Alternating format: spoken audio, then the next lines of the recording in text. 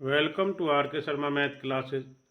आज हम class 9 subject math chapter first संख्या पद्धति नंबर सिस्टम में एक्सरसाइज 1.1 यानी प्रश्नावली 1.1 को स्टार्ट करने जा रहे हैं। तो आइए student, let's start the class. तो आज हम कक्षा 9th में चैप्टर फर्स्ट संख्या पद्धति गणित में एक्सरसाइज 1.1 ले रहे हैं, जिसका पहला प्रश्न इस प्रकार है। क्वेश्चन फर्स्ट, क्या शून्य एक परिमेय संख्या है? क्या इसे आप P अपॉन Q यानी P बटे Q के रूप में लिख सकते हैं, जहां P और Q पूर्णांक हैं, Q is not equal to 0 यानी Q 0 के बराबर नहीं है। तो सॉल्यूशन में देखेंगे, हाँ शून्य एक परिमेय संख्या है, शून्य एक परिमेय संख्या है क्योंकि इसे संख्या रेखा पर प्रदर्शित कर सकते हैं। इसे P बटे Q यानी कि P अपॉन Q के रूप में लिख सकते हैं। 0 को P अपॉन Q के रूप में व्यक्त करने पर 0/1 प्राप्त होता है, जहां P हमारा 0 है और Q हमारा 1 है और Q is not equal to 0 है। तो इसलिए 1.1 के पहले प्रश्न का यह आंसर है, इसे प्लीज नोट करें। तो आगे बढ़ते हैं क्वेश्चन नंबर 2 की ओर। क्वेश्चन 2,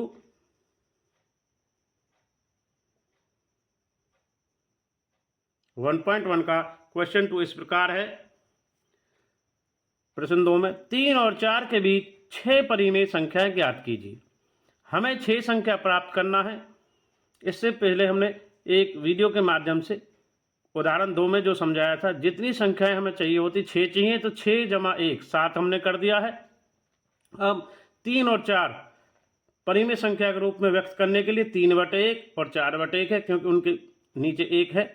तो 3/1 को 7/7 से गुना, क्योंकि यहाँ 7 लिया है, और 4/1 को 7/7 से। अंश और हर दोनों में 7 से गुना करने पर 7 21 21/7, 7 चौक 28 28/7।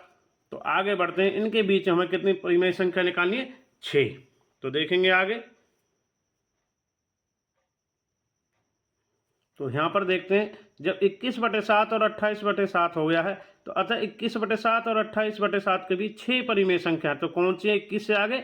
22/7, 23/7, 24/7, 25/7, 26/7 और 27/7। तो इस प्रकार प्रश्न 2 हमारा हल हो चुका है। तो यह हमें 6 परिमेय संख्याएं प्राप्त हो गई। तो आगे बढ़ेंगे प्रश्न नंबर 3 की ओर।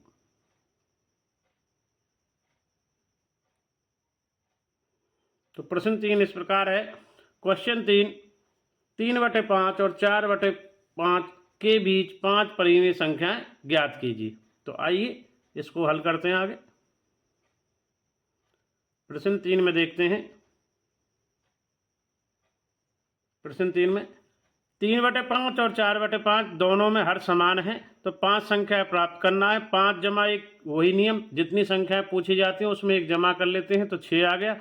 अब 3/5 और 4/5 में अंश और हर में 6/6 और 4/5 में 6/6, अंश और हर में 6 से हम क्या कर देंगे? गुना कर देंगे। गुना करने पर ऊपर प्राप्त होगा 6 3 18 और 6 5 30 और 6 चौक 24 और 6 5 30। हमें संख्या निकालनी थी 5। अब 18 और 24 के बीच में, अतः 18/30 और 24/30 के बीच में 5 परिमेय संख्याएं हैं। 19/30, 20/30, 21/30, 22/30 और 23/30। तो इस प्रकार हमने 3/5 और 4/5 के बीच में 5 परिमेय संख्या ज्ञात कर ली हैं। तो एक्सरसाइज 1.1 का तीसरा प्रश्न भी हमारा समाप्त हो गया है। आगे बढ़ते हैं एक्सरसाइज 1.1 का अंतिम चौथा प्रश्न की ओर। तो देखेंगे चौथा प्रश्न इस प्रकार रहने वाला है हमारा। इसमें हमें क्वेश्चन 4 1.1 का संख्या पद्धति चैप्टर फर्स्ट का पहली एक्सरसाइज का चौथा प्रश्न, नीचे दिए गए कथन सत्य हैं या असत्य हैं, कारण के साथ अपने उत्तर दीजिए। पहला, प्रत्येक प्राकृत संख्या एक पूर्ण संख्या होती है। दूसरा, प्रत्येक एक पूर्णांक संख्या होती है। तीसरा, प्रत्येक परिमेय संख्या एक पूर्ण संख्या होती है। तो पहले का जो उत्तर है, प्रत्येक प्राकृत संख्या पूर्ण संख्या होती है, तो पहले का आंसर देखेंगे, प्रत्येक प्राकृत संख्या एक पूर्ण संख्या होती है, सत्य है। इसका आंसर क्या आ रहा है? सत्य।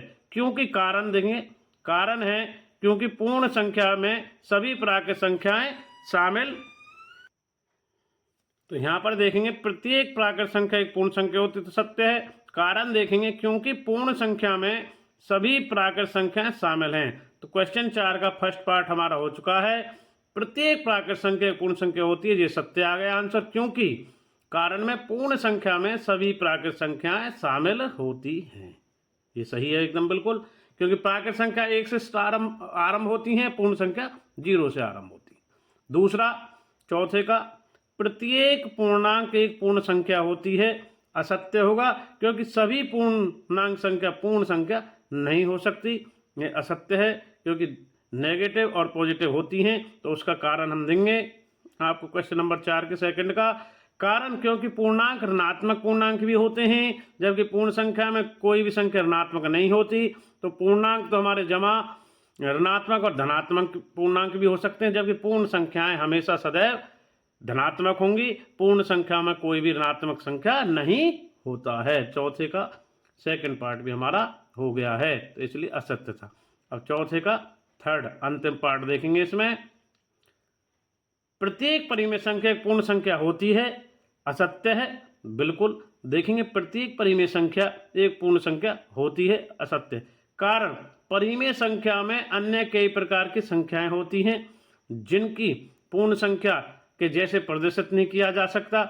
जैसे आपको पता ही है, हम किसी संख्या को 1/0 के रूप में नहीं लिख सकते हैं, या जैसे 3/5.6 में आएगा, तो प्रत्येक परिमेय संख्या पूर्ण संख्या नहीं हो सकती है, तो यह असत्य है। इसका हमने उदाहरण पिछली वीडियो में पहले में उसका पार्ट में भी कराया था। तो कारण लिखेंगे, परिमेय संख्या में अन्य कई प्रकार की संख्याएं आती हैं, जिनको पूर्ण संख्या के जैसे प्रदर्शित नहीं किया जा सकता है। तो देखेंगे, तो आज की वीडियो के माध्यम से हमने class 10 subject math chapter first संख्या पद्धति में एक्सरसाइज 1.1 के 1 से 4 प्रश्नों को एक्सरसाइज को कंप्लीट कर लिया है।